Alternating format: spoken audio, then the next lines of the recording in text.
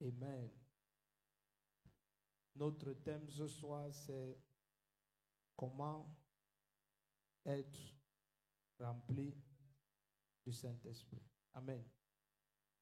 Alors prenons nos Bibles directement dans le livre de Luc, chapitre 24. Gloire à Dieu. Quand tu veux étudier un phénomène spirituel dans la Bible, tu cherches à localiser dans la parole la première fois où ça s'est passé. Amen. Et tu vois comment ça s'est passé. Alléluia. Parce que notre Dieu, il est le même, il ne change pas. Amen. Donc nous allons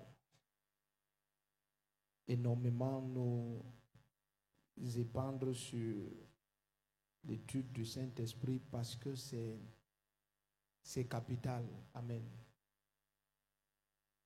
La vie en Christ sans le Saint-Esprit, c'est purement la religion. Alléluia. C'est purement la religion. Luc 24, à partir du verset 45. Et je vais aller jusqu'à 49. Amen. La vie en Christ sans le Saint-Esprit, c'est purement la religion parce que ça va juste être des efforts intellectuels. Tu vas passer le temps à te battre pour faire... En fait, d'après ta pensée, tu vas te battre pour plaire à Dieu. Or, ce n'est nulle part écrit que nous devons nous battre pour plaire à Dieu. Non, il a dit, je mettrai mon esprit en vous et je ferai en sorte. Amen. Donc, dans la nouvelle alliance, Dieu vit au travers de nous. Amen. Il se manifeste pleinement en nous et au travers de nous et avec nous. Amen. Donc, il n'y a pas de se battre parce que je prie que vous soyez très attentifs pendant ces 3 semaines. Amen. Très attentifs. En fait, la nouvelle alliance et l'ancienne alliance, elles sont différentes comme midi et minuit sont différentes. Dans l'ancienne alliance, par exemple, il y avait des lois. Il fallait obéir aux lois. Amen. Mais dans la nouvelle alliance, Jésus nous dit, je vous laisse un commandement nouveau. Amen. C'est de vous aimer les uns les autres comme je vous ai aimé. Et avant cela, il a dit, aime ton prochain comme toi-même. Amen. Donc, il nous laisse un seul commandement parce que tous les autres en son corps sur le bois de la croix, il les a supprimés. Amen. Donc, il n'y a pas de loi et il n'y a pas de commandement auquel il faut obéir. Non. Dans la nouvelle alliance, je veux que vous soyez très attentifs. Très, très attentifs. Vous savez, tout dépend de la lumière qui est en toi. On ne va jamais assez dire cela. Tout dépend de la lumière qui est en toi. Et la lumière qui est en toi vient des enseignements qu'on te donne. Ça fait que très souvent, les chrétiens ne sont pas limités parce que Dieu est limité. Ils ne sont pas limités parce que le diable est puissant. Mais ils sont limités parce que leur connaissance n'est pas correcte. Permettez que je parle comme ça. Amen. Dans la nouvelle alliance, il n'y a pas de loi auquel tu dois obéir. Non. Le principe dans la nouvelle alliance, c'est de contempler qui tu es dans la parole et d'accepter cela. C'est pour ça l'apôtre Jacques dit, quand tu te mires, n'oublie pas ce que tu as vu. Amen. Ça veut dire quand Jésus-Christ vient et il dit, celui qui croit en moi a la vie. Accepte ça. Accepte que tu as la vie. N'attends pas l'expérimenter pour accepter, non. Voilà pourquoi Jésus dit, tout ce que le Père veut, c'est que vous croyez. Ça n'a jamais été comme ça avant. Vous comprenez? Même quand on va maintenant commencer à parler de comment être rempli du Saint-Esprit et tout ça, si tu ne comprends pas ceci, comment être rempli du Saint-Esprit, ça va encore être très compliqué pour toi. J'ai vu des milieux chrétiens où on bat le tam-tam comme dans les bokas. Pam, pam, pam, pam, et les gens disent Saint-Esprit, Saint-Esprit, Saint-Esprit. Écoute, un mauvais mauvais esprit peut vous remplir comme ça. Moi, j'étais là, j'ai dit à mon époux, sortons d'ici. Oui, c'était quelque part à Tingala. J'ai dit, sortons d'ici. Les gens entraient dans des trans étranges. J'ai dit, ça c'est des démons du village ici. Ça ramène les gens. Parce que suis-moi bien, bien aimé. C'est ça la force de l'enseignement. C'est que peu de gens savent que l'état de leur âme, c'est dû à tout ce qu'ils écoutent. Que tu l'écoutes consciemment ou pas, ça laisse une trace. Il n'y a rien auquel tu ouvres ton cœur qui ne laisse une trace. Je vous dis rien. Si par exemple tu vois un enfant qui s'est habitué à suivre certaines choses, tu vas être choqué de découvrir qu'à peine tu joues ce truc-là, il se met à danser. Il ne comprend même pas de quoi il est question. Amen. Si tu vois, ça a laissé une trace dans son âme. C'est pour ça que Jésus dit, faites attention à ce que vous écoutez. Faites très attention. Amen. Faites attention à ce que vous écoutez. Donc, si tu sors d'un background culturel européen, américain, africain, asiatique, quand tu arrives à Christ, laisse que la parole te reprogramme. N'essaye pas de faire ce que certains mouvements appellent la culturation, c'est la démonisation. Nous avons une culture qui est celle de notre royaume. Je ne sais pas si vous comprenez. On ne peut pas dire ne vous conformez pas au siècle présent et en même temps on dit conformez-vous au siècle présent. Les deux ne vont pas ensemble. Nous avons une culture.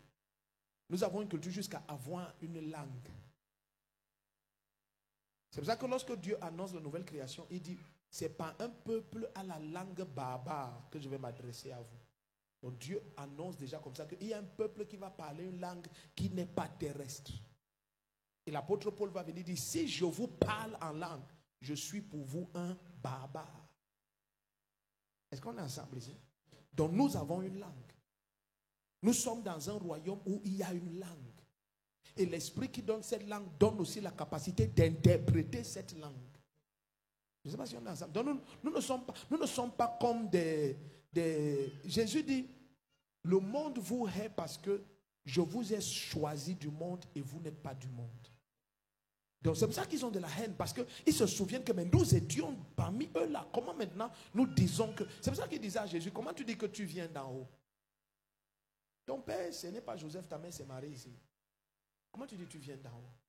Il leur dit, bon, avant qu'Abraham fût, je suis là. Il dit, c'est pas possible. On va tuer ce garçon-ci. On va le tuer très mal dans ce village. Amen. Donc quand maintenant tu viens, tu dis, tu es né de nouveau. Il dit, tu es quoi? Né de nouveau veut dire quoi? Tu étais d'abord mort. Amen. Donc c'est important de comprendre que lorsque tu te donnes à Jésus-Christ, laisse que la parole te reprogramme. N'essaye pas en Christ de raisonner d'après ton ancien système de vie. Que, ok, vraiment, tu vois, qu'est-ce que je dois faire pour plaire à Dieu? Jésus a dit, tout ce que le Père demande, c'est que vous croyez à celui qui l'a envoyé. C'est comme ça qu'il a dit dans le livre de Jean chapitre 6 à partir du verset 28 là-bas. Il dit, tout ce que le Père vous demande, c'est que vous croyez. Ça veut dire qu'on croit à lui. Amen. Il dit, vous croyez à celui. Si tu crois en Jésus-Christ, c'est bon, c'est tout ce que Dieu veut. Le reste, dans la nouvelle alliance, il va faire. Tu vas t'abandonner à lui et tu vas découvrir, il va faire. Il va te transformer, il va te métamorphoser, il va t'équiper, il va te revêtir et tout le reste, fais-lui confiance. Mais où est donc la difficulté que les chrétiens ont? C'est que imagine, tu rencontres le Seigneur, tu as 20 ans, tu as 30 ans, tu as 40 ans. Ça fait que tu as eu 30 ans de vie dans la chair et dans un système. Ton âme s'est habituée à une manière de fonctionner. Et maintenant, le Saint-Esprit vient te dire que tu dois fonctionner d'une autre manière. Tu dois t'abandonner à moi et tu me laisses faire. Mais depuis 30 ans, tu ne t'abandonnes à personne et tu fais tout par tes forces. Je reprends. Je dis maintenant, La difficulté que certains... C'est pour ça que le Seigneur dit, jeune homme, dans ta tendre enfance, cherche le Seigneur pendant que tu es jeune. Ce verset est trop puissant. Dans Proverbe, là, c'est très puissant. Pourquoi? Parce que parfois, celui qui a la grâce de connaître le Seigneur à 8 ans, 10 ans, parfois son âme n'a pas eu beaucoup de déformations. Et le Seigneur l'attrape au moment où son âme est encore dépendante. Parce que certains d'entre vous, ce qui vous tourmente aujourd'hui, c'est que ça fait 50 ans que tu raisonnes. Ton âme ne se repose jamais.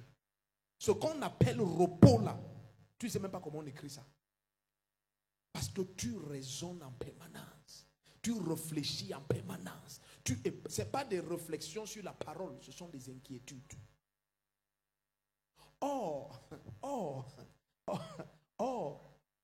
Tout ce que Dieu te demande, c'est que ton cœur doit avoir une absolue confiance en Jésus-Christ.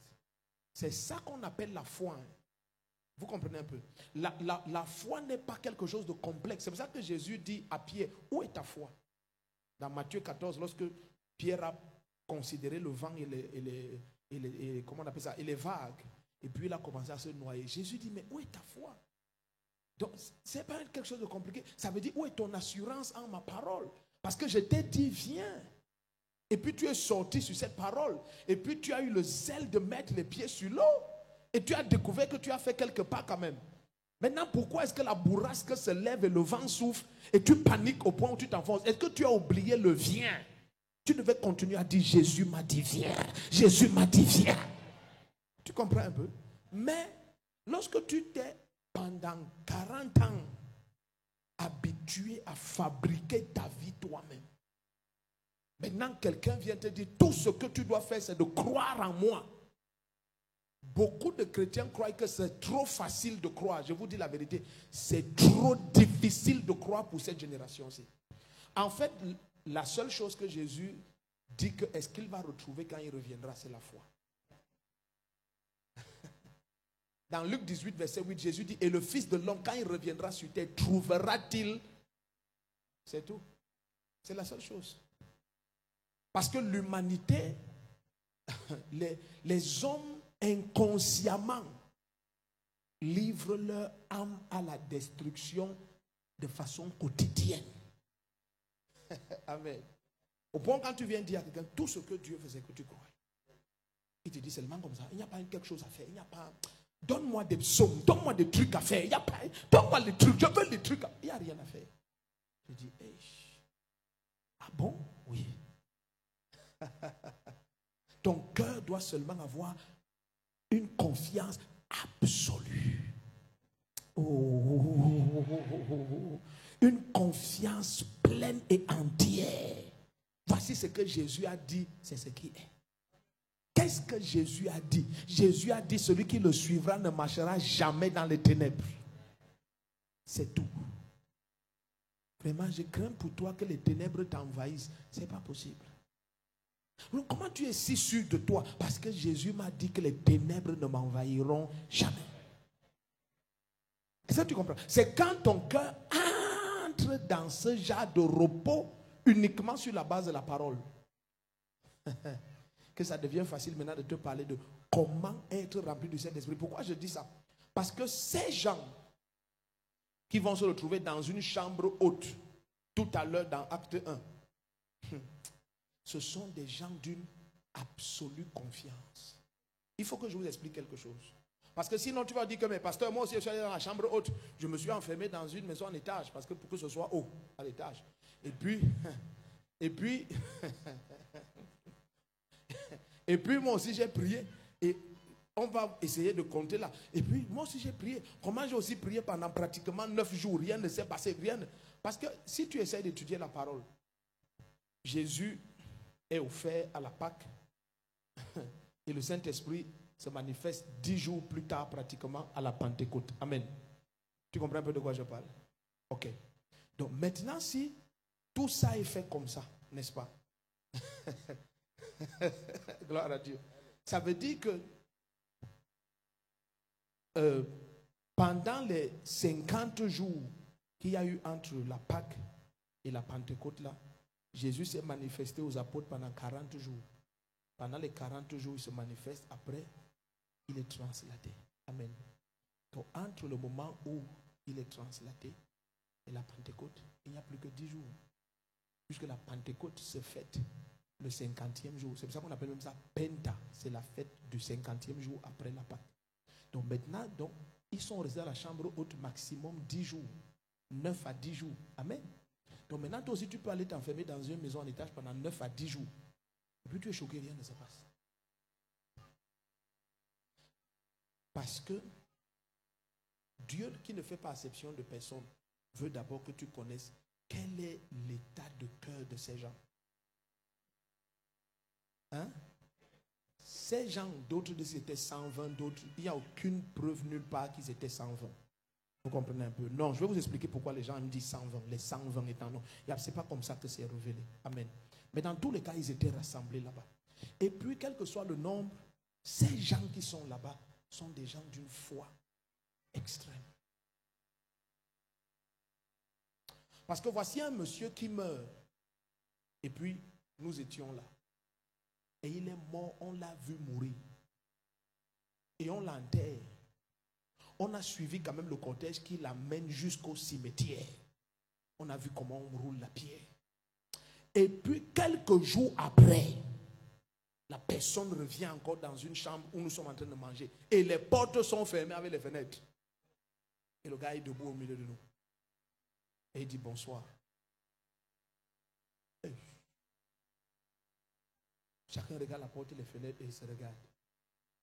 Et il dit, je ne suis pas un esprit, donnez-moi à manger, je mange, vous voyez. Et on donne, et il prend, et il mange. Écoutez, il faut la foi pour accepter que c'est lui. C'est pour ça que, écoutez, le salut, c'est seulement de croire en la résurrection de Jésus-Christ. Parce qu'il faut la foi pour croire ça. Le salut, ce n'est pas de croire à la mort de Jésus-Christ. Non. Si tu crois à la mort de Jésus-Christ, tu n'es pas sauvé. Dans tous les cas, si tu crois à la résurrection, tu as accepté la mort. Personne ne ressuscite sans mourir. Amen. Donc la Bible dit que si tu crois que Jésus est ressuscité des morts, tu seras sauvé. Et si tu le confesses, tu seras justifié. Et si tu le confesses, tu parviens au salut. Romains 10, versets 9 et 10. Amen. Donc, ces hommes, leur première caractéristique, c'est que leur foi est totale. Pourquoi? Parce que ce monsieur, avant de mourir, leur a dit, je meurs et dans 3 jours, je ressuscite. Et quelqu'un vient de se manifester là, les portes et les fenêtres sont fermées. Et leur cœur accepte. C'est ça ici. Il est ressuscité. Et il leur dit, maintenant, je vous ai promis que quand je vais aller auprès du Père, il va vous envoyer le Saint-Esprit. Allez maintenant attendre la promesse. Donc ces gars qui sont enfermés là-bas, c'est la preuve que leur foi en la résurrection est totale. Parce qu'ils sont en train d'attendre ce qu'il avait dit qu'en mourant et ressuscitant, ça va venir. Oh. Est-ce que tu es ici ou tu es déjà parti? Donc les gars, parce que certains disent que je ne comprends pas. Pourquoi moi j'ai cru depuis 40 ans, je suis toujours pas rempli du Saint-Esprit. C'est la preuve que ta foi là, le ciel ne connaît pas. Allons doucement, je ne dis rien pour rire ce soir. Lorsque Pierre va prêcher chez Corneille, et ils vont être remplis du Saint-Esprit, Pierre va dire que qui suis-je pour refuser les eaux du baptême à ceux dont Dieu agrée la foi. Donc être rempli du Saint-Esprit, c'est la preuve que le ciel agrée ta foi. Donc si quelqu'un venant vient par exemple dire au prophète de faux, oh Dieu me dit que ce que tu enseignes n'est pas vrai, c'est trop tard, le ciel agrée ma foi. Ce que je prêche, si je prêche ça depuis 22 ans, rempli du Saint-Esprit dedans. Écoute, quand quelqu'un renie sa foi ayant été rempli du Saint-Esprit, l'apôtre qui écrit Hébreu dit qu'il n'y a plus rien pour le ramener en arrière. C'est fini, sa perdition est éternelle. Parce que le Saint-Esprit te remplit. C'est le ciel qui agrée ce que tu crois. Ce n'est pas une validation terrestre. C'est le sceau divin. Éphésiens 1 va appeler ça le sceau de Dieu, le gage de ses promesses. Au verset 14 d'Éphésiens 1. Est-ce que tu es dans cette salle où tu es déjà rentré? Ok, allons-y. Nous sommes dans Luc 24. À partir du verset 45. Alléluia. La foi de ces gens est terrible, elle est totale.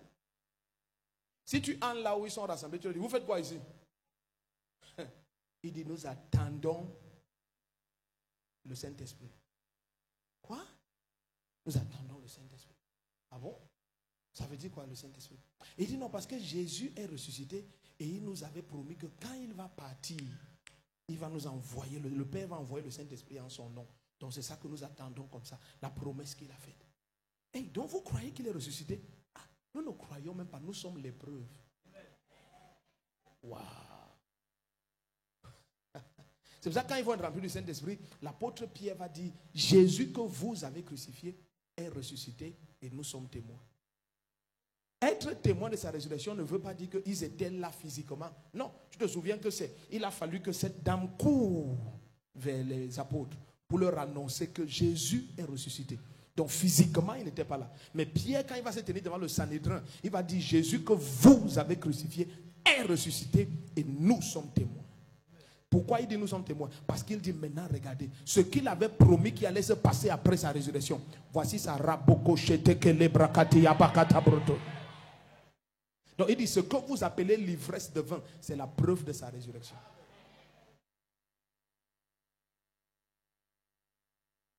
Donc maintenant, si je viens te dire que je suis un témoin de sa résurrection, tu comprends de quoi je parle? Luc 24, à partir du verset 45. Alors il leur ouvrit l'intelligence pour comprendre les Écritures. Si tu compares ça avec le livre de Jean, ce sera clair pour toi. Amen. La Bible dit que Jésus a soufflé sur eux. Amen. Donc c'est comme ça qu'il a ouvert leur intelligence. Il leur dit, parce que quand il souffle sur eux, il dit recevez le Saint-Esprit. Et ça embrouille beaucoup de serviteurs de Dieu. Mais on arrive à ça. Je te dis, les 21 jours-ci, il n'y aura rien de normal ici. Parce que je vais te montrer dans les Écritures que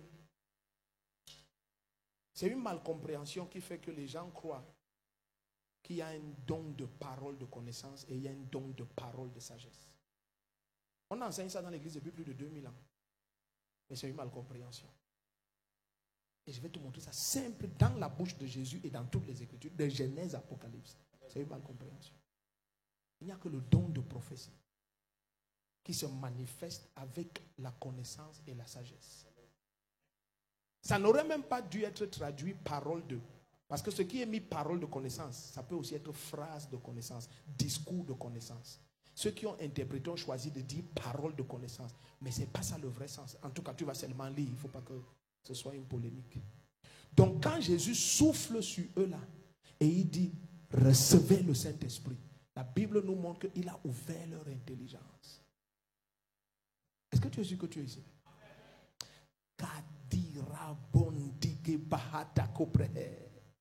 Maintenant, quelqu'un va dire, hey, c'est grave. Donc, je peux avoir la Bible et je ne la comprends pas. Oh, tu as compris ton problème maintenant. Parce que parmi ces gens à qui il ouvre l'intelligence, il y a Matthieu. Matthieu, c'est un péager. Il a fréquenté, il est très lettré. C'est ça le premier à rapporter l'histoire de Jésus-Christ s'adressant aux Juifs. C'est Matthieu. C'est Matthieu. Il a fréquenté. Mais il ne comprenait pas les Écritures jusqu'à ce que Jésus ouvre son intelligence. Écoute, ton besoin du Saint-Esprit, c'est plus profond que ton imagination ne puisse concevoir.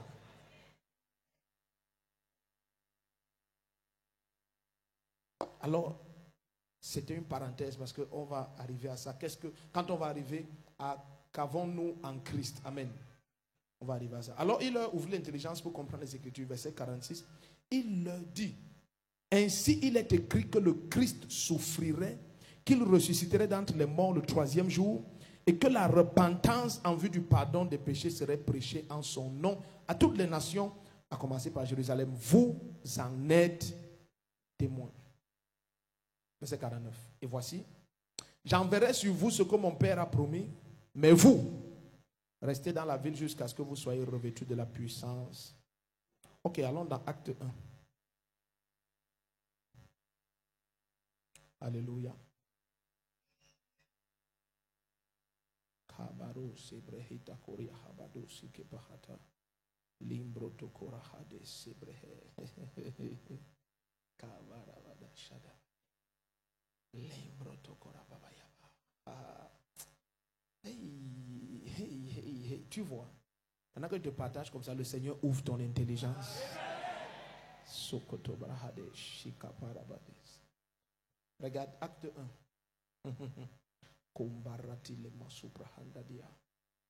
Et ça fait que beaucoup de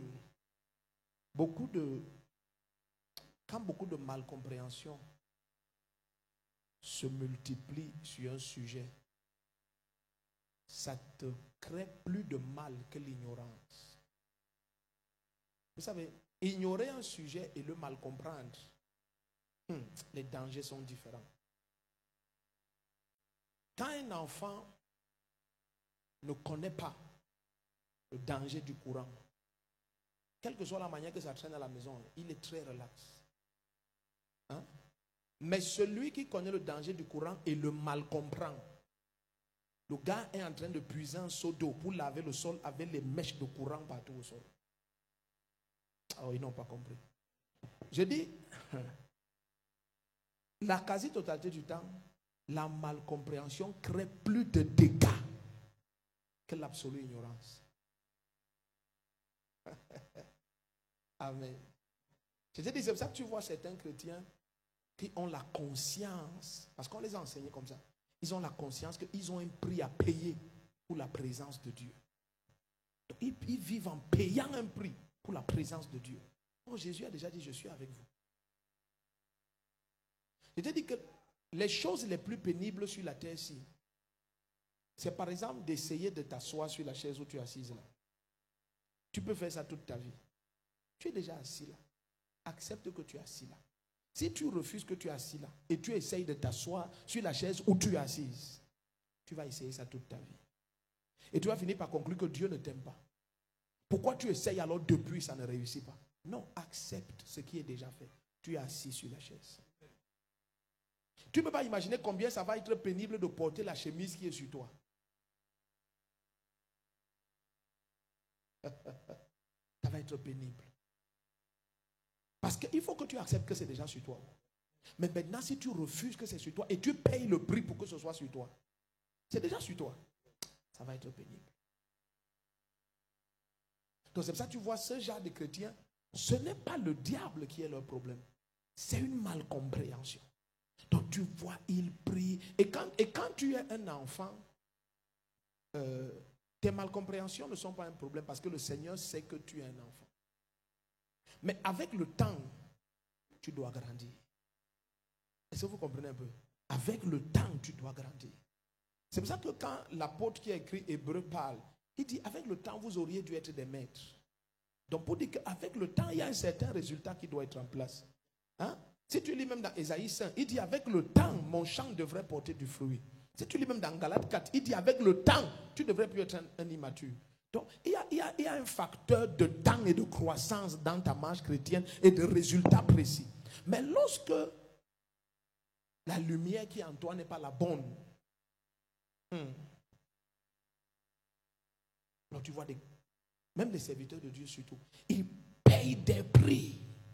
Et ils aiment cette mentalité-là. Ils payent des prix pour la puissance de Dieu. Oh my God. Vis la vie qui est tienne. Je vais vous choquer ce soir. La mentalité de payer les prix vient d'une ignorance. Ça vient d'un mensonge selon lequel tu n'es qu'un humain et la nature de Dieu est loin de toi. Et tu dois tout faire pour que ça se manifeste en toi. Non, c'est faux. C'est la nature qui est en toi. Abandonne-toi à cette vérité et elle va pleinement se manifester. Accepte ce que tu es. Écoute, aucun de tes sens ne va jamais venir te dire que tu es de la race de Dieu. Non, c'est ta foi qui doit imposer ça à tes sens. Oh, tu n'as pas un seul sens. Je te dis, ce ne sont pas les sensations de fatigue qu'il y a dans ton corps qui vont te renseigner que tu es de la race de Dieu. Non, c'est ta foi. Ce n'est pas l'envie de dormir qui va te renseigner que tu es là. Non, ce n'est pas la famine que tu sens dans ton ventre qui va te renseigner. Donc, aucun de tes sens ne va t'aider à croire que tu es de la race de Dieu. Mais si tu acceptes dans ton cœur que Jésus est pleinement Dieu, alors n'oublie pas qu'il est écrit dans Jean 4 qu'il était fatigué du voyage. Donc, que tu sentes la fatigue, ça ne change en rien le fait que tu es pleinement de la race de Dieu. Que tu sois affamé, la Bible dit que Jésus eut faim et il a envoyé ses apôtres acheter à manger. Ça ne change pas. Ça ne change rien. Est-ce qu'on est ensemble ici? Donc, ce qui est... Parce que par exemple, quand tu demandes à ce genre de serviteur de Dieu ou chrétien, quel est le prix que tu payes? Il te dit, voilà, je paye. Écoute, essayez d'écouter, c'est toujours les trois choses aussi. Je paye le prix de vivre dans la sainteté. Tu devais vivre dans quoi? Non, non, non, je suis sérieux. Donc quand tu vis dans la sainteté, pour toi là, c'est un prix. Oh my God, il y a un problème. Je paye le prix en jeûnant. Ah bon? Donc tu n'as toujours pas compris que c'est notre style de vie. Oh, c'est notre style de vie. La Bible dit, j'humilie mon âme par le jeûne. J'amène mon âme en une entière soumission par le jeûne. C'est notre style de vie. C'est pas un prix. Quel prix? Tu vas mériter quoi? Troisième prix, la prière. Ah. Donc ça aussi, tu n'as pas compris que c'est ton style de vie. La prière, c'est notre instrument de communion avec notre Dieu, notre grand frère et notre royaume. Où est le prix dedans? Quel prix? Tu ne sais pas, je passe 20 heures de prière par jour. Ça ne m'émerveille pas. Moi, je passe 24 heures de prière par jour. Pourquoi? Parce que tu es en communion 24 heures sur 24. J'habite dans la présence de Dieu. On cause en permanence. Je vois 24 sur 24. J'habite dedans, j'habite dedans. Oh, les gens, s'ils ne sont pas ici. Donc, tu crois quand tu es à genoux, tu payes un prix. C'est pour ça que tu les entends maintenant aussi dire, avec tout le prix que j'ai payé, comment je n'ai pas les résultats. Ah, ah. Pour toi, ce n'est pas une vie. Ta foi n'a toujours pas accepté que c'est ta vie là-bas. Non, c'est toujours un prix que tu payes. Quand tu es encore dans la notion de prix à payer, c'est la révélation de la notion de rejet de ta nature.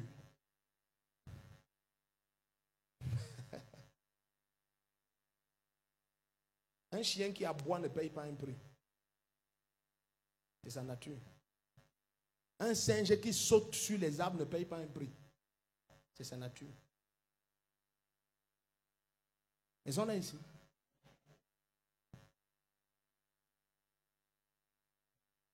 Et cette notion de payer le prix est très liée à la chair parce que ça te met en contact avec des notions du royaume des ténèbres, des notions initiatiques. Il n'y a pas de prix à payer. Il n'y a que ta foi qui doit être entière et parfaite. C'est tout. Et ce que ta foi prend, laisse que ce soit entier et vivant en toi. Yes. Donc, quand tu comprends que tu es de la classe de Dieu, quand tu pries, ce n'est pas un prix. Vraiment, un bon chrétien doit prier le matin, prier le soir. Non, non, non. Cessez de penser que la nature de Dieu est une force extérieure à nous. C'est notre nature.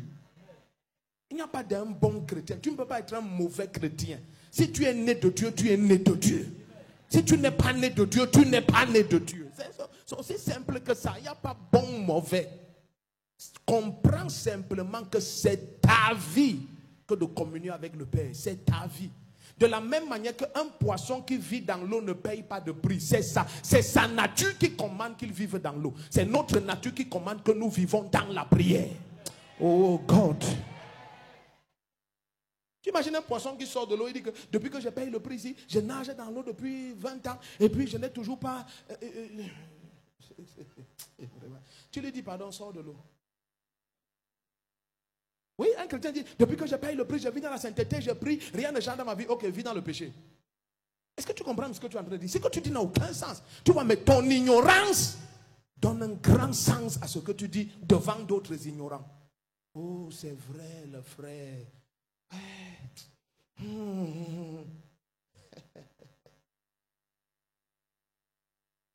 Accepte qui tu es. Ton amen ne me plaît pas. Accepte. Écoute, être rempli du Saint-Esprit, c'est ici que ça commence. Oh God.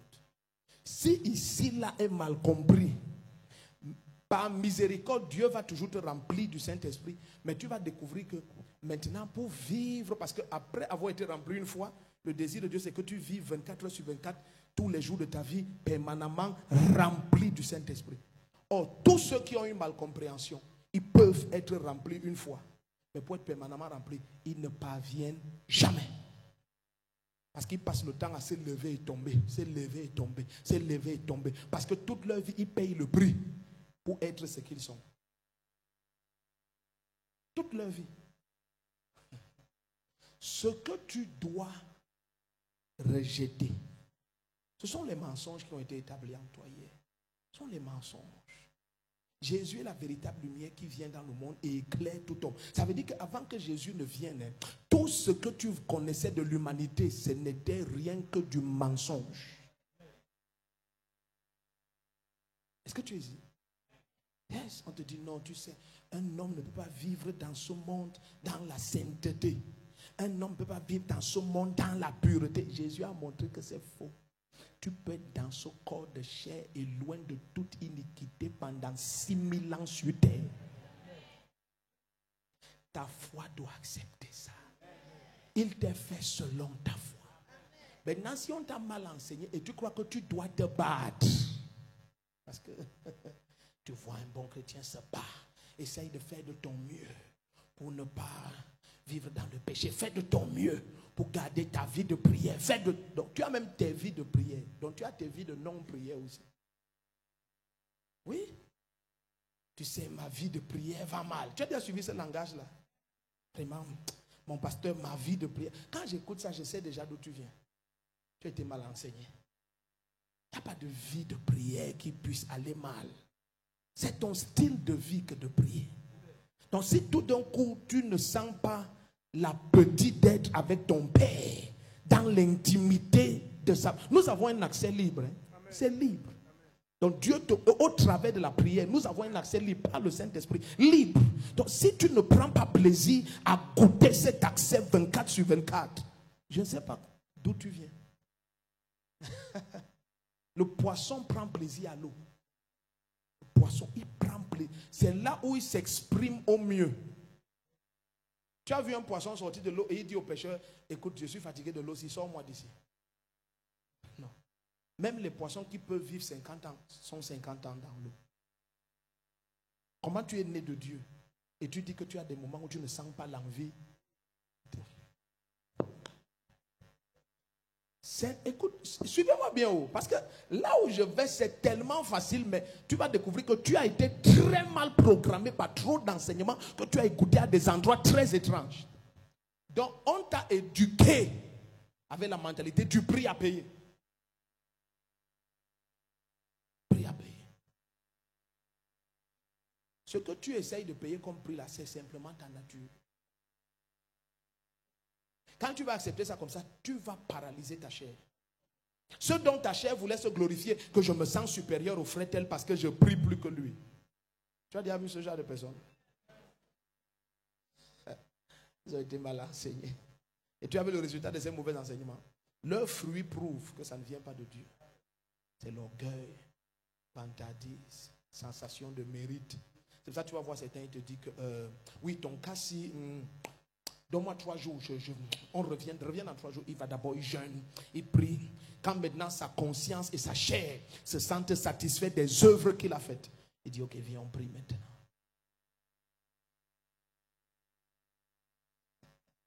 Voici les signes qui accompagnent ceux qui ont cru. Il n'a jamais dit ceux qui ont jeûné. Il n'a jamais dit ceux qui ont prié. Il a dit ceux qui ont cru. Ils imposeront les mains aux malades. Donc ça te montre que tous les jeûnes et prières là, ça devrait être pour toi les fruits ordinaires de ta foi. Le résultat normal de ta compréhension et de ta connaissance de ton identité. Est-ce que tu es ici ou tu es parti? Tu ne prends de plaisir qu'à genoux. C'est là-bas que ton être est dans son excitation maximale. Écoute, quand tu sors un poisson de l'eau, tu le regardes, tu sais qu'il est triste.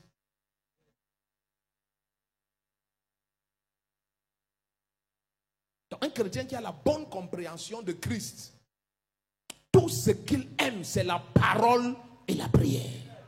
Ton amen n'était pas en place. Est-ce que c'est qu'il y a des bébés qui peuvent dormir sur le sein? Donc, parce que c'est comme ça sa nature. Vous comprenez un peu? C'est toi seul qui te fatigue jusqu'au mot de tête. Il dort là. Et si tu enlèves le sein, tu remets, boum, et il commence à danser avec ses pieds. Ça ne l'épuise pas. Donc, comment maintenant un chrétien va te dire que non, pour aujourd'hui, je sens que j'ai assez prié? Tu es d'où? Tu es d'où? Est-ce qu'on se comprend maintenant? Tu es d'où? Parce que si tu dis que tu es un poisson et tu commences à te sentir à l'aise sur le goudron, il y a un problème.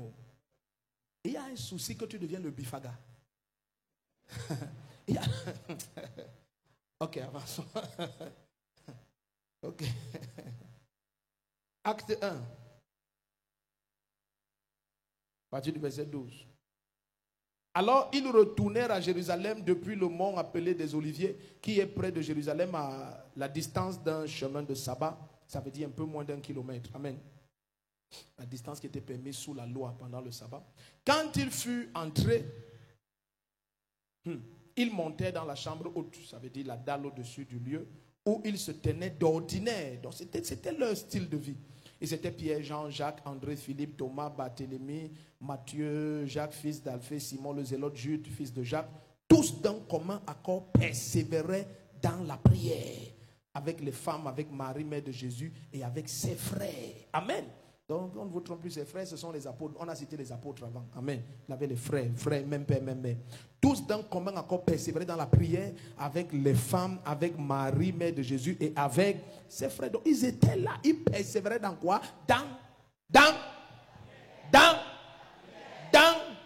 Ils persévéraient dans la prière. Ok. Allons au chapitre 2, donc. À partir du verset 1. Hello. Donc la persévérance dans la prière. Écoute, le meilleur signe de ta dépendance à Dieu, comme Jésus nous a dit hier dans Jean 15, verset 5, sans moi vous ne pouvez rien faire. Le meilleur signe de ta dépendance à Dieu, c'est la prière. C'est la prière. Amen. C'est la prière. La prière. C'est la prière. Quand quelqu'un s'est exercé à fabriquer sa vie par ses efforts, le premier signe que la carnalité prend le dessus, c'est lorsque la prière devient un fardeau pour toi. Quand prier est un fardeau, ce n'est pas le signe que tu n'es pas enfant de Dieu ou quoi que ce soit, ou bien tu ne payes pas le prix. Non, c'est seulement que ta chair commence à prendre le dessus. Ton système de pensée devient très humain. Parce que plusieurs ne prient que lorsqu'ils ont exaucé, c'est-à-dire qu'ils ont achevé leurs efforts. Là, oh Dieu, papa! Oui, c'est quand ils ont achevé leurs efforts. Tout ce que leur intellect peut faire, tout ce que leur relation peut faire, tout ce que leur contact peut faire, tout ce que leur force peut faire. Lorsque tout ça échoue maintenant, Seigneur!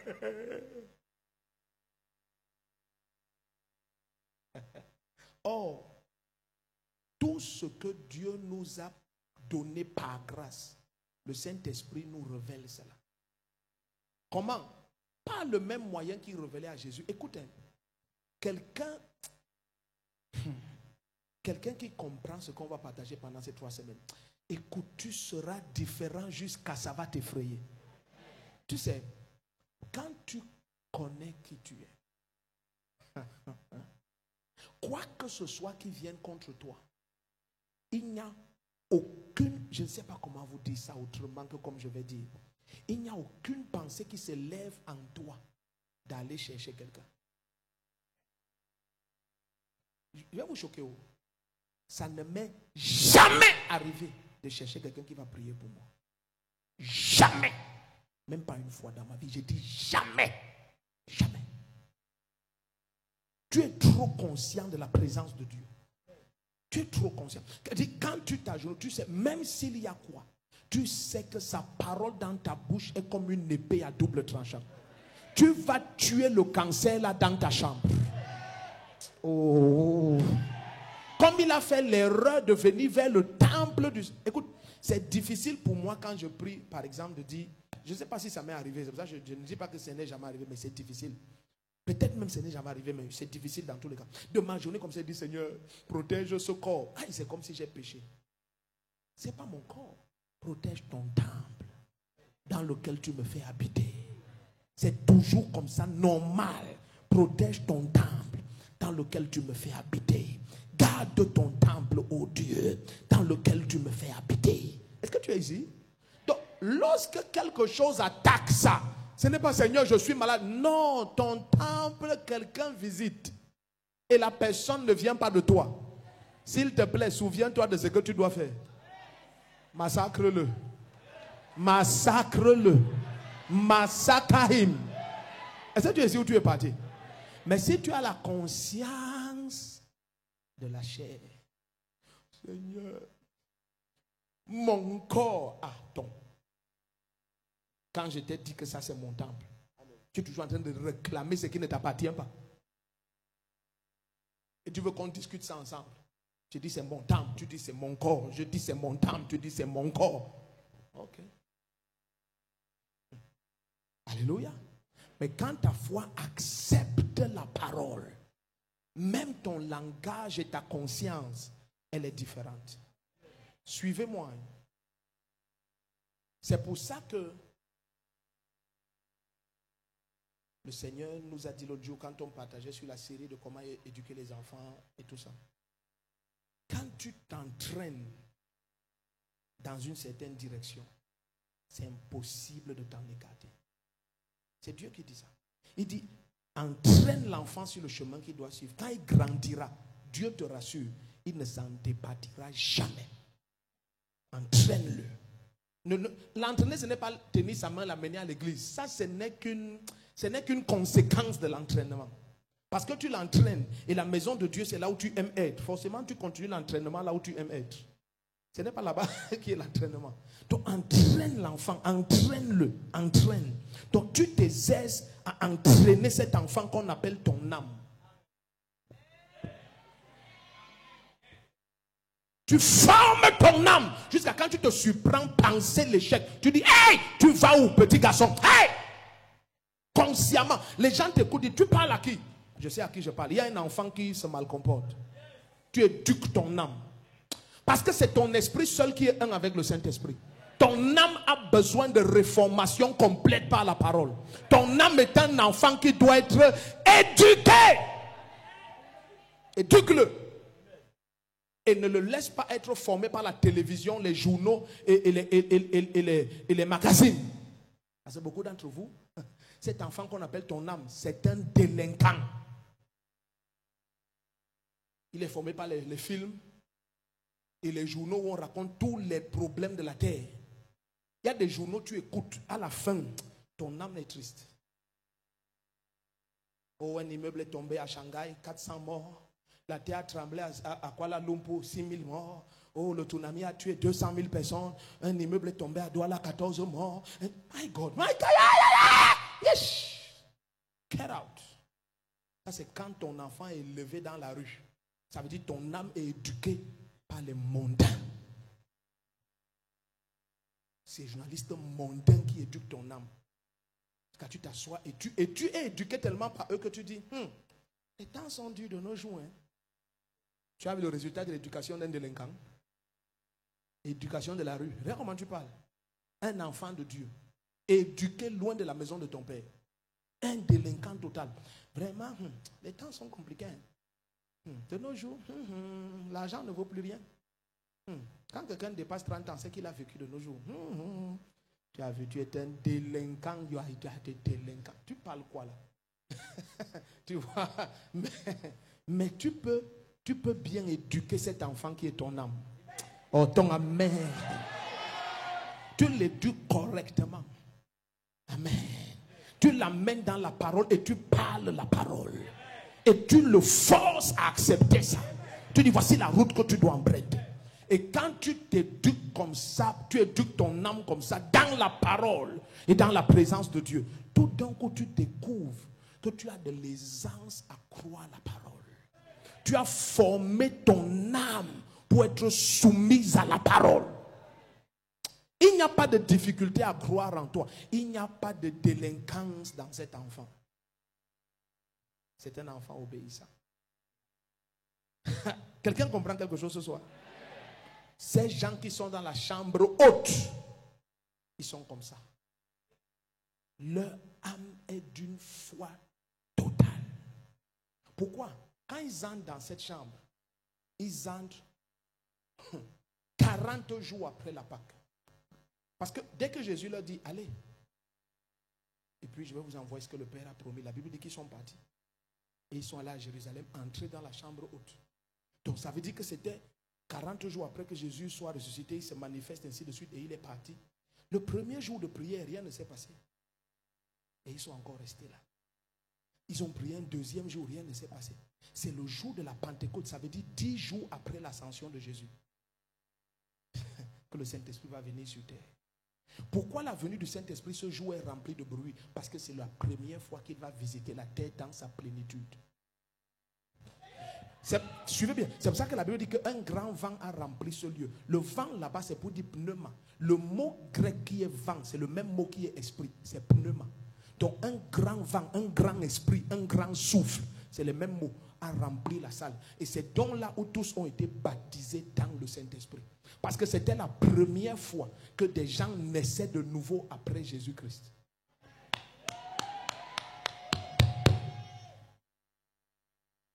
Donc tous ceux jours ont été baptisés dans un seul esprit pour former un seul corps. Mais maintenant le Saint-Esprit n'a plus besoin de revenir encore comme un grand vent. Il est déjà là.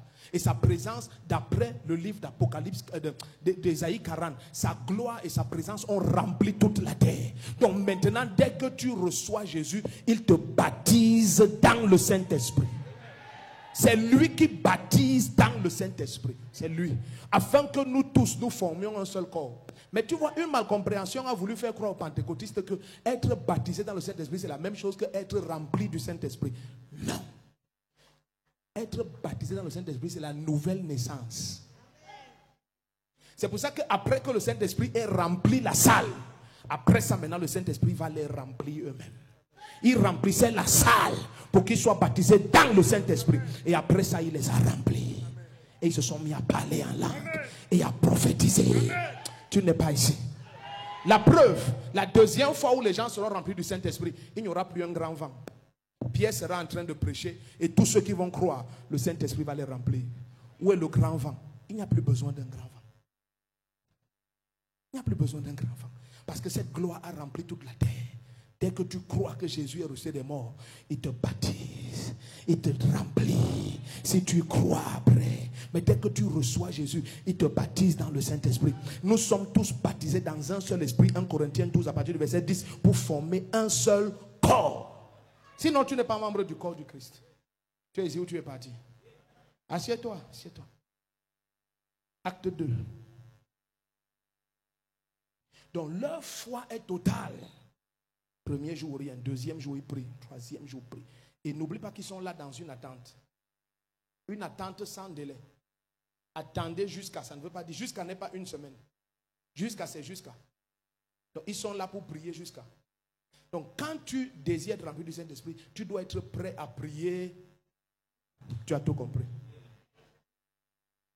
Écris, c'est simple.